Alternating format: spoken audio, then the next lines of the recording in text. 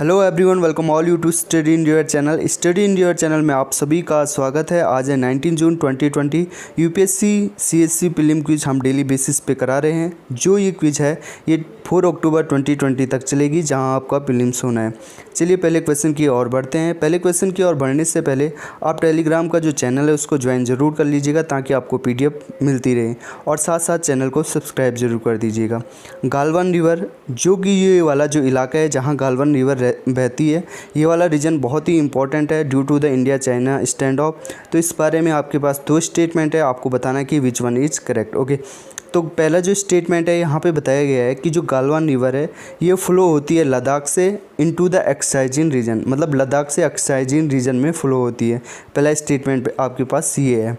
जो दूसरा स्टेटमेंट है आपके पास ये बताया गया है कि जो गालवान रिवर है वो वेस्ट वर्ड फ्लो होती है, जहाँ ये शोक रिवर को ज्वाइन करती है, और जो ये शोक रिवर है ये ट्रिब्यूटी है, मेन ट्रिब्यूटी है सतलज रिवर की। तो आपको बताना है कि इनमें से कौन सा करेक्ट ऑप्शन है।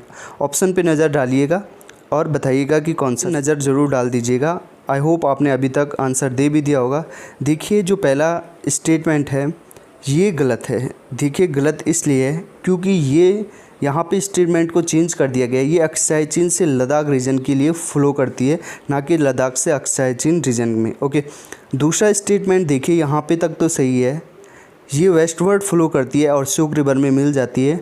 बट जो ये श्योक रिवर है ये मेन ट्रिब्यूटी नहीं है सतलज रिवर की, बल्कि में जो श्योक रिवर है ये इंडस रिवर की ट्रिब्यूटी है, और इंडस रिवर आपको पता है ले से होके गुजरती है। ओके, तो इस तरीके से इस जो ये क्वेश्चन है इसका जो आंसर होगा वो डी हो जाएगा। दोनों ही स्टेटमेंट यहाँ पे गलत है।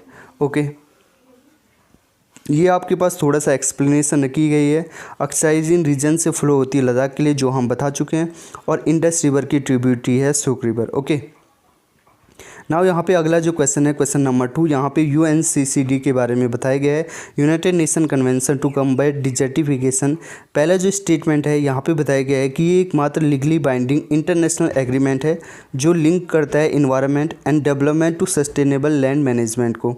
ओके, दूसरा जो स्टेटमेंट है, जो ये यूएनसीसीडी की जो कॉन्फ्रेंस ऑफ पार्टीज़ की जो 14 मीटिंग हुई थी, इसमें दिल्ली डिक्लेरेशन को एडॉप्ट किया गया था। तो आपको बताना है कि इनमें से कौन सा करेक्ट होगा। ओके, ध्यान रखिएगा यहाँ पे करेक्ट पूछा गया है, कभी कभी आपको इनकरेक्ट भी पूछा जा सकता है। तो आपको बताना है कि इनमें से कौन सा सही है। ऑप्शन पे नज़र ज़रूर डाल लीजिएगा, और आई होप आपने अभी तक आंसर दे भी दिया होगा। तो पहला जो स्टेटमेंट है आपको लग सकता है कि सोल लीगली बाइंडिंग है कि नहीं है, बट ये जो स्टेटमेंट है बिल्कुल सही है। ये sole legally binding international agreement है।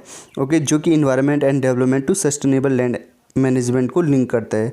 यूएनसीसीडी कॉप 14 में दिल्ली डिक्लेरेशन को एडॉप्ट किया गया था, ये भी सही है। आपको पता होगा कि सितंबर 2019 में जो यूएनसीसीडी की जो कॉन्फ्रेंस ऑफ मीटिंग हुई थी वो न्यू दिल्ली में हुई थी, जहां दिल्ली डिक्लेरेशन को एडॉप्ट किया गया था। ओके, तो इस तरीके से आपके जो ये ऑप्शन है ये दोनों के दोनों ऑप्शन सही हैं, और इसका जो आंसर हो जाएगा वो सी आंसर सही हो जाएगा। यहाँ पर आपके लिए थोड़ा बहुत एक्सप्लेनेशन रखी गई है। ओके, 17 जून को world day to combat desertification and drought था। ओके, इसीलिए आपके लिए ये क्वेश्चन रखा गया था। एंड इसमें 197 पार्टीज़ हैं हाल में, और यूनाइटेड नेशन कॉन्फ्रेंस जो पार्टी 14 कॉन्फ्रेंस ऑफ पार्टीज़ हुई थी, इसमें दिल्ली डिक्लेरेशन को एडॉप्ट किया गया था। ओके, नाउ यहाँ पे क्वेश्चन नंबर 3 की ओर बढ़ते हैं। यहाँ पे स्टेट ऑफ मैटर के बारे में बताया गया है। आपको बताना है कि इनमें से कौन सा स्टेटमेंट सही है स्टेट ऑफ मैटर के बारे में। 2 स्टेटमेंट दी गई हैं। पहला जो स्टेटमेंट है ये है कि जितने भी मैटर हैं ये सारे के सारे एटम से बने हुए होते हैं, और एटम प्रोटॉन न्यूट्रॉन इलेक्ट्रॉन से बना हुआ होता है।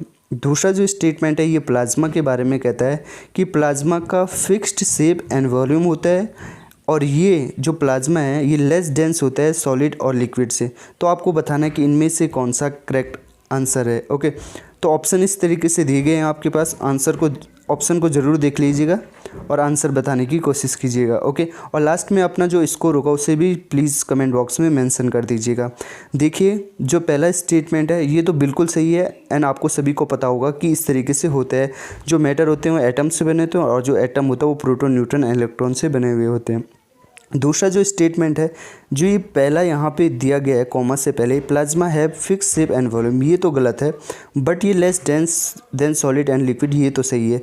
तो ये जो टोटल स्टेटमेंट है ये गलत हो जाएगा, क्योंकि जो प्लाज्मा का ना ही फिक्स शेप होता है ना ही फिक्स वॉल्यूम होता है। ओके, और आपको ये ज़रूरी है, ये आपको पता भी होना चाहिए, क्योंकि प्लाज्मा जो थेरेपी है बहुत ज़्यादा न्यूज़ में है, इसलिए आपके पास प्लाज्मा के बारे में पता होना चाहिए। और ये स्टेट ऑफ मैटर का क्वेश्चन क्यों डाल दिया गया है अभी आपको एक्सप्लेनेशन में पता चल जाएगा।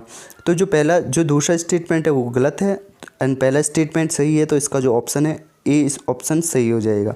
देखिएगा रिसेंटली क्या हुआ है कि जो फिफ्थ स्टेट ऑफ मैटर है, जिसे कि हम बोस-आइंस्टीन कंडेंसेट कहते हैं, इस फिफ्थ स्टेट को क्रिएट किया गया है इंटरनेशनल स्पेस स्टेशन में, जो कि लो अर्थ ऑर्बिट में सिचुएटेड है। ओके, और इसको outside of the gravity create किया गया है, क्योंकि ग्रेविटी के इन्फ्लुएंस में इसको क्रिएट नहीं किया जा सकता। ओके, और बहुत ही कम चांसेस होते हैं कि इसको क्रिएट किया जाए। और जो 4 नेचुरल स्टेट ऑफ मैटर हैं वो तो solid, liquid, gas and plasma है। और फिफ्थ जो स्टेट ऑफ मैटर जिसे हम बोस-आइंस्टीन कंडेंसेट कह रहे हैं, ये मैन मेड है। ओके, अगर प्लाज्मा की बात की जाए तो प्लाज्मा स्टेट ऑफ मैटर तो है ही है, बट इसका कोई फिक्स्ड शेप और वॉल्यूम नहीं होता, और ये लेस डेंस होता है सॉलिड एंड लिक्विड से। ये चीज़ आपको यहाँ पे याद रखनी थी। ओके, क्वेश्चन नंबर 4 की बात करते हैं। वर्ल्ड इन्वेस्टमेंट रिपोर्ट जो कि रिसेंटली रिलीज़ की गई थी, तो 2 स्टेटमेंट यहाँ पे दिए गए हैं, आपको बताने कि इनमें से कौन सा करेक्ट है। देखिएगा, जो पहला स्टेटमेंट है ये कहा गया है कि इसको पब्लिश किया गया है United nation conference on trade and development, okay, जिसे हम शॉर्ट में UNCTAD कह रहे हैं।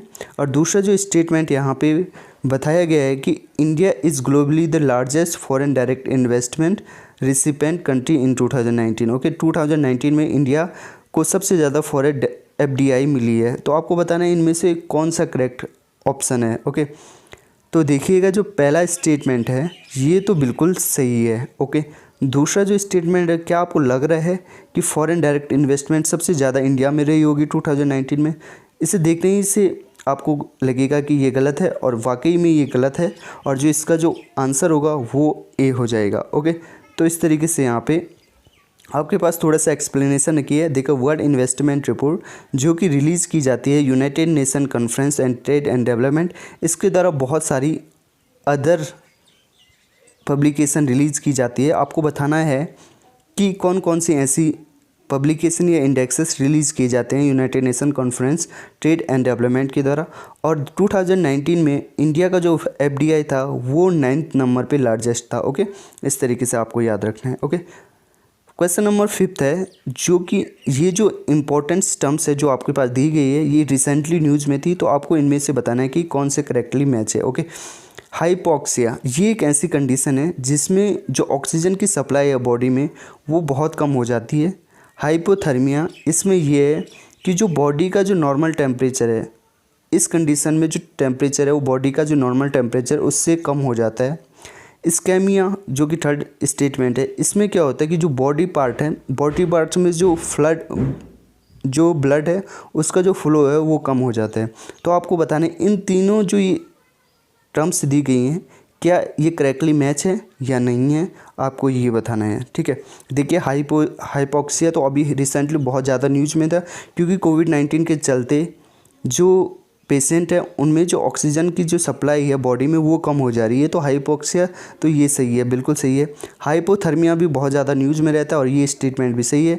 इस्केमिया ये भी इम्पॉर्टेंट है, और ये जब आपने देखा होगा कि जब वुमेंस में एनीमिया की जो कंडीशन होती है तब जाके जो बॉडी में जो ब्लड का फ्लो है वो कम हो जाता है। तो ये भी न्यूज़ में रहता है। तो ये तीनों के तीनों स्टेटमेंट सही हैं और आपको याद रखनी है, और इस तरीके से जो इसका आंसर हो जाएगा वो डी हो जाएगा। ओके, अब देखिएगा, यहाँ पे हमने एक्सप्लेनेशन की है। जितनी भी एक्सप्लेनेशन है वो मैं पहले ही समझा चुका हूँ आपको, और आपको देखनी है तो आप यहाँ पे देख लीजिएगा। इस तरीके से जो हमारे डेली बेसिस पे 5 क्वेश्चन रहते हैं, और 5 भी ऐसे क्वेश्चन हैं जो डेली बेसिस पे इंपॉर्टेंट होते हैं, और वही इंपॉर्टेंट क्वेश्चन हम आपके लिए लेके आते हैं।